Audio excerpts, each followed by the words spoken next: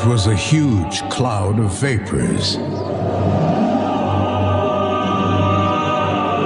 A big sniffing hound trying to smell him out. It pushed its wet, cold nose up to the house, taking air, trying to get in the windows and doors, following him from room to room, watching him from all the windows, waiting.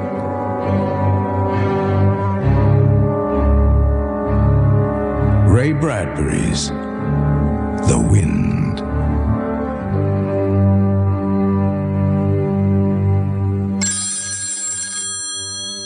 Herb, the phone. Herb, get that. I'm busy with the food. Coming.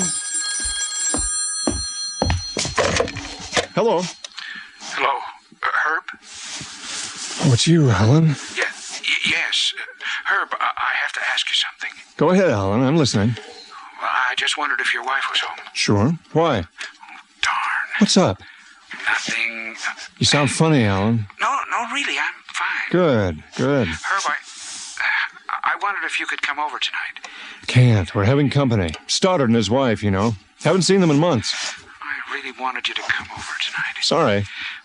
When's your wife going away? That's next week, Alan. For how long? She'll be in Ohio for about 9 days. Her mother's sick. I'll come over then. I wish you could come over tonight. I would if I could, but with company and all, my wife would kill me. Well, I know, but I wish you'd come over. What is it? Alan? Oh, nothing. Is it the wind? Is it? Oh, no. It is the wind again, isn't it? Yeah, it's the wind. Alan, it's a clear night. There's not much wind. Well, there's enough. It comes in the window and blows the curtains a little bit. Just enough to tell me... Who is it, honey? It's Alan. Look, Alan, why don't you come and spend the night here? We got plenty of room. Oh, no, it's too late for that. It's only 6:30. You could be here by 7. No, it might catch me on the way over.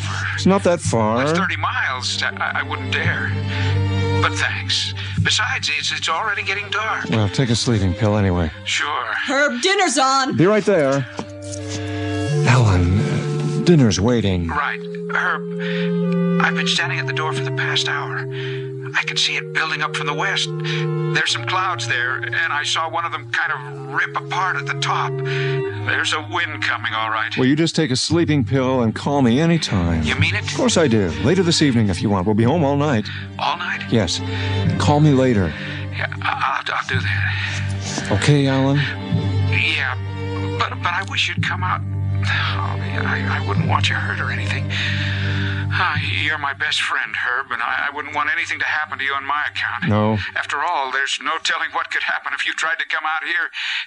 Maybe it's best I face this thing alone. I'm sorry to bother you. What are friends for, Alan? I tell you what you do. Sit down and get some writing done this evening. How does that sound? Sure. You'll forget all about the Himalayas and the Valley of the Winds and this preoccupation with storms and hurricanes. Get another chapter done on your next travel book. Yeah, I might do that. Maybe I will. I don't know. Maybe I will.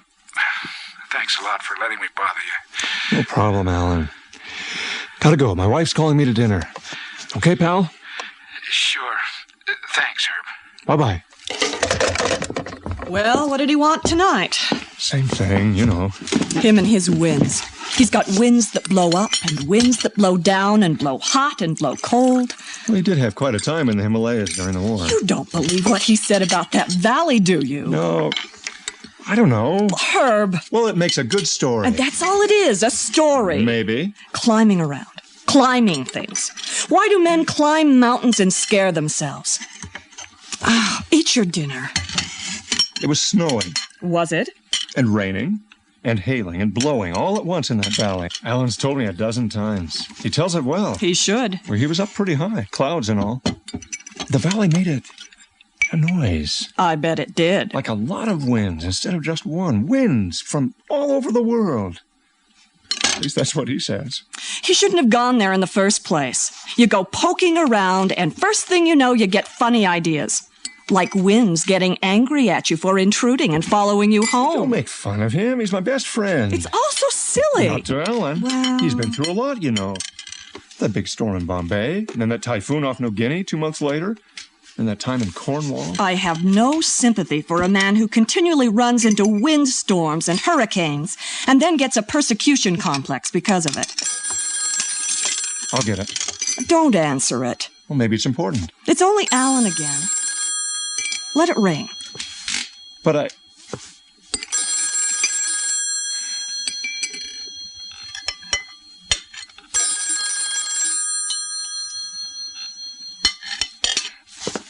There. That wasn't so hard. I hope it wasn't anything important. Like the office or the kids. Your mate's getting cold. I don't believe it. I can't let it ring. Herb. Hello. Herb, it's Alan. Oh, hello. Herb, it's here. It got here. You're too near the receiver. Back up a little. Is it Alan again? Herb, I stood in the open door and waited for it. I saw it coming down the highway, shaking all the trees one by one until it shook the trees just outside the house. And it dived down toward the door, and I slammed the door in its face. How interesting. Herb, what is it? It's nothing. I'll be off the phone in a minute. It's all around the house, Herb. In the back, in the front, all alongside by the bushes. I can't get out now. I can't do anything. I see. But I fooled it. I let it think it had me, and just as it came down to get me, I slammed the door and locked it. I've got a good, sturdy front door now. Put it up last Saturday. I was ready for it. I've been getting ready for weeks. Have you now? Well, tell me about it. It started about 6 weeks ago. Oh, yes? I thought I had it licked. Did you? I thought it had given up following and trying to get me, but it was just waiting. Was it? Yes, and then 6 weeks ago, I heard the wind laughing and whispering around the corners of my house out here, just for an hour or so. Not very long, and not very loud. Then it went away. Glad to hear it. Glad to hear it. But it came back the next night. It slammed the shutters and kicked sparks out of the chimney. I see. It came back 5 nights in a row, a little stronger each time. When I opened the front door, it came in and tried to pull me out of the house, but it wasn't strong enough. Tonight, it is. Glad to hear you're feeling better. I'm not better. What's wrong with you? Is your wife listening to us? Yes, that's right. Oh, I see. I know I sound like a fool. Not at all. Go on. Well, there's this... Herb, I'm going back to the kitchen. Fine, I'll be right there. Go ahead, Alan. You can talk now. My wife's out of the room. Get it out of your system. You'll sleep better. Herb, it's all around the house now. Like a great big vacuum cleaner nuzzling at all the gables. What was that? It's knocking the trees around in the yard. That's funny. I don't hear any wind outside. Oh, of course not. It doesn't care about you, only about me. I guess that's one way to explain it. It's a killer, Herb. The biggest, meanest, prehistoric killer that ever hunted prey. It's trying to smell me out, find me. When it finds me in the parlor, it drives its pressure there. And when I'm in the kitchen, it goes there. It's trying to get in the windows now. But I had them reinforced. I put new hinges on all the doors and new bolts. It's a strong house, all right. They built them strong in the old days. Yes, they did. I've got all the lights on now, all over the house. The house is lit bright as day. The wind followed me from room to room, looking through all the windows. When I switched on the lights... Alan, what's going on? It just snatched off the front screen door. I wish you'd come over here and spend the night. I can't leave the house. Not now. I can't do anything like that. I know this wind. Oh, it's big and it's clever, all right. I tried to light a match a moment ago, and a little draft sucked the flame out. It likes to play games. It likes to taunt me.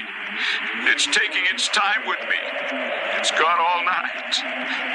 Look at that. What is it, Alan? One of my old travel books on the library table. You won't believe this, Herb. A little breeze from some little hole in the house is blowing open the pages one by one. I wish you were here to see this. There's my introduction going by. Do you remember the introduction to my book on Tibet, Herb? Yes. Remember, it says, this book is dedicated to those who lost the game of elements, written by one who has seen, but who has always escaped. Yes, I remember. Herb, The lights just went out. Alan? The power lines just went down. Are you there, Herb? I'm here. I hear you. Figures, doesn't it?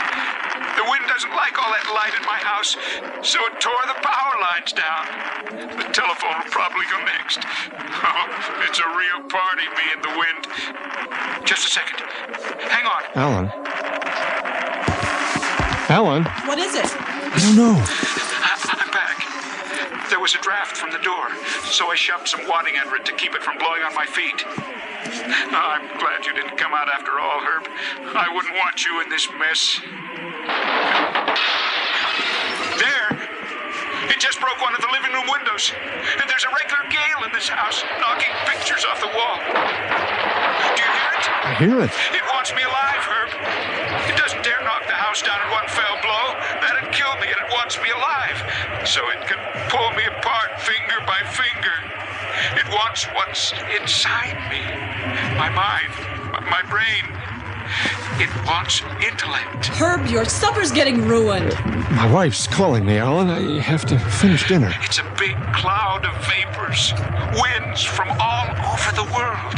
The same wind that ripped the Celebes a year ago. The same Pampero that killed in Argentina. The typhoon that fed on Hawaii. The same one that battered the coast of Africa early this year. It's part of all those storms I escaped from. It followed me from the Himalayas because it didn't want me to know what I know about the Valley of the Winds, where it gathers and plans its destruction. I know its feeding grounds. I know where it is born and where parts of it expire. And it hates me for that. The books I write tell how to defeat it. And it doesn't want me preaching anymore. It wants to incorporate me into its huge body to give it knowledge. It wants me on its side. I have to hang up now, Alan. My wife... What? What did you say? Call me back in about an hour, Alan. But I can't... In an hour. Goodbye, Alan.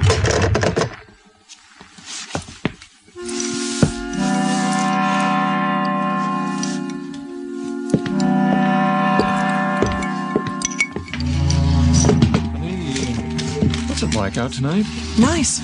Not very chilly. Lots of stars. Why? Nothing.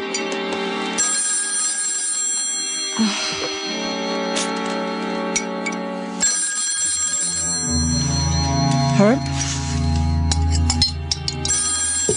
Pass the bread, will you?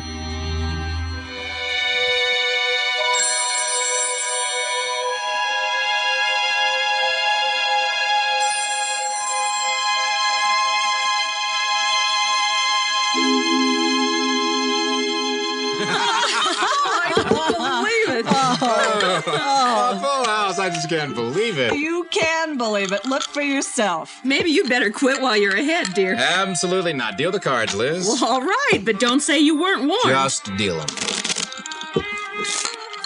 Anyone like some more sandwiches? Not me. I'm stuffed. How about you, dear? Herb? Want a sandwich? I don't think Herb's with us tonight. Sorry, Stoddard. Just been thinking. Here we all are, and life sure is funny. That's profound. How do you figure that?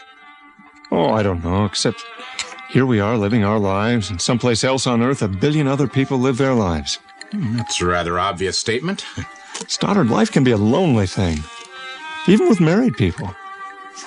Sometimes when you're in a person's arms, you feel 1 million miles away from them. Well, I like that. Well, I didn't mean it that way. I mean, we all believe what we believe and live our own little lives, while other people live entirely different ones. I mean, we sit here in this room while 1,000 people are dying all over the world. Some of cancer, some of pneumonia, some having heart attacks. I bet someone's dying right this second of a car accident. This isn't very stimulating conversation. I mean, we all live and don't think about how other people think or live their lives or die. We wait until death comes to us. What I mean is, here we sit on our self-assured rear ends while 30 miles away in a big old house completely surrounded by night and who knows what, one of the finest guys who ever lived is... Sorry. Is it my turn? You dealt. It's my lead. Right. Oh, no. I'll get it.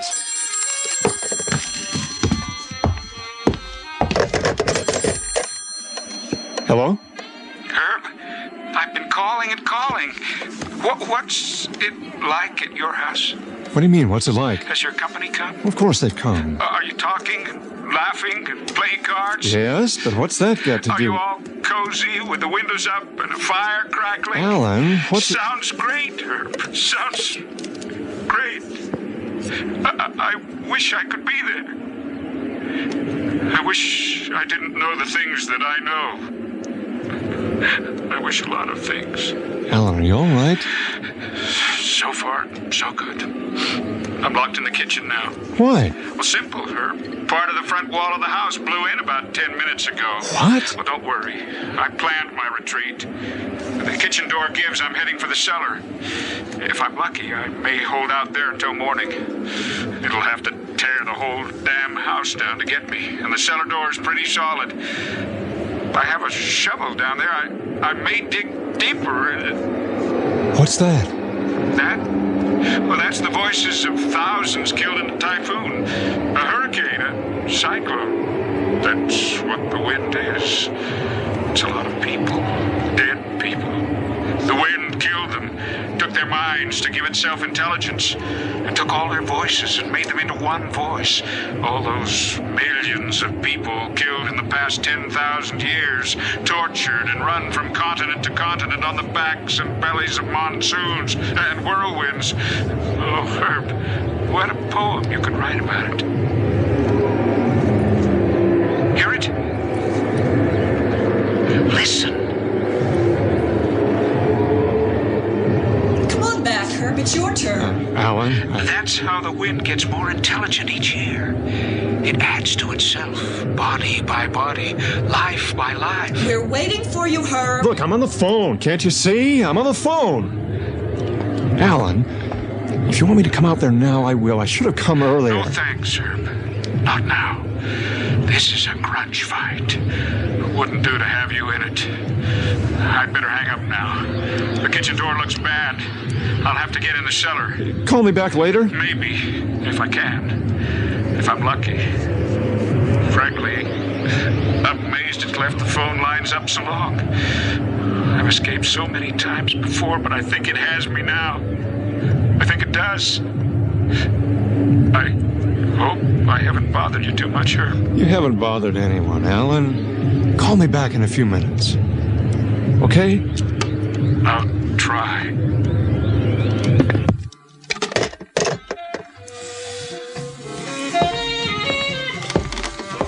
It's about time. Sorry. How is he? Is he sober? He's never taken a drink in his life. I should have gone out there hours ago. Look, he's called every night for 6 weeks, and you've gone out there at least 10 nights to stay with him, and nothing was wrong. He needs help. He might hurt himself. You were just out there 2 nights ago. You can't always be running after him. I know. Herb, what's the problem? Alan needs professional help. The kind of help we can't give him. I know that. Don't you think I know that? First thing in the morning, I'll have someone look at him. Who? I don't know. Hey, my brother-in-law is a psychologist with the school district. I bet he could recommend somebody. Sure, Jerry knows lots of people. He could help Alan. I've fought against this for months. I know, but it's for his own good, Herb. I know. You're right. If only he'd had an easier time of it. He was the only one to survive a blizzard in the Himalayas during the war. He almost froze to death hanging onto a rope. When they found him, they could hardly pry his fingers loose. He was in the hospital 6 months recovering from that. Poor man. No wonder he needs help. He wanted an old house surrounded by trees where the wind couldn't get at him. There's nothing more you can do for him, Herb. First thing in the morning, I'll take care of it. We'd better be going. Oh, so soon? I think so. Yeah. Oh, thanks for everything. Hope things work out for everyone. I'll call you later, Liz. Sure thing. Good night. Night. Night, Herb. Drive careful.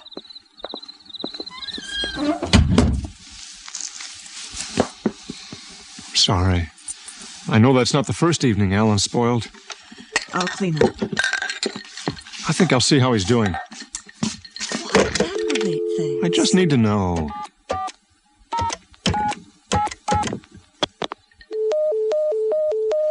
What? Well, what is it? Well, the call didn't go through. Try the operator.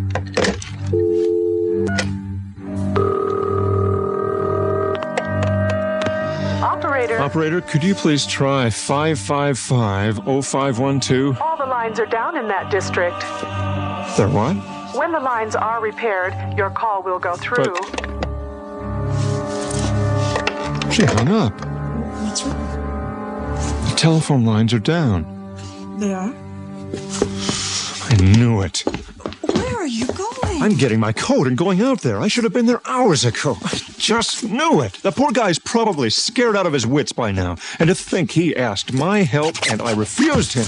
Oh, some friend I am. Oh, don't. I've got to get out there. Don't you understand? What was that? I don't know. It's coming from the door. There's someone out there. Couldn't be at this hour. Listen. I'd know that laugh anywhere. It's Alan. Alan? Yes. Here, take my coat. He must have come over in his car after all. He couldn't wait until morning to tell me his confounded stories about the wind. Listen to that. He probably brought some friends with him. Sounds like a lot of other people. Alan, you old...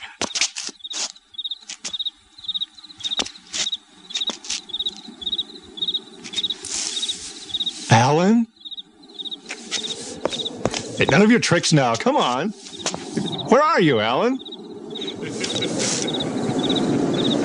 Alan? Alan?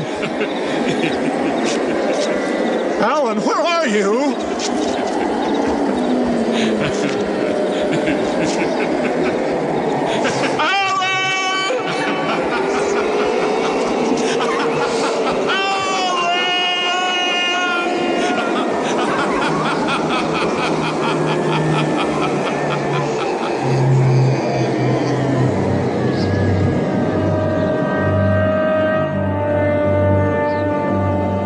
The wind died down, sad, mourning in the high trees, passing away, going back out to the sea, to the Celebes, to the Ivory Coast, to Sumatra and Cape Cod, to Cornwall and the Philippines, fading, fading,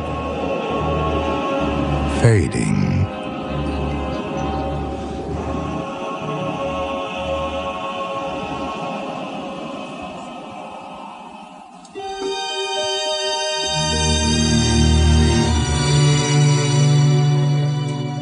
The Wind was adapted from the story by Ray Bradbury.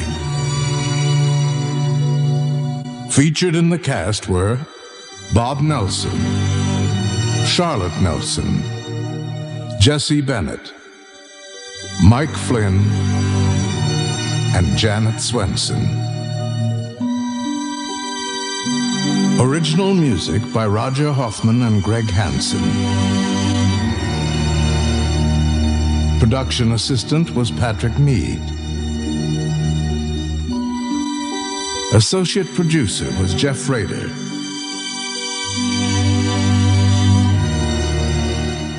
Bradbury 13 was created, produced, and directed by Mike McDonough. Executive producer was Dean Van Eitert.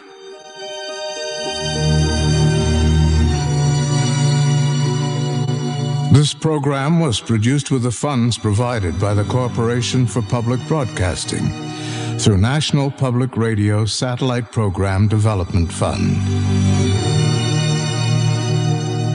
The program was produced by Brigham Young University Media Services, which is solely responsible for its content. This is Paul Frees speaking.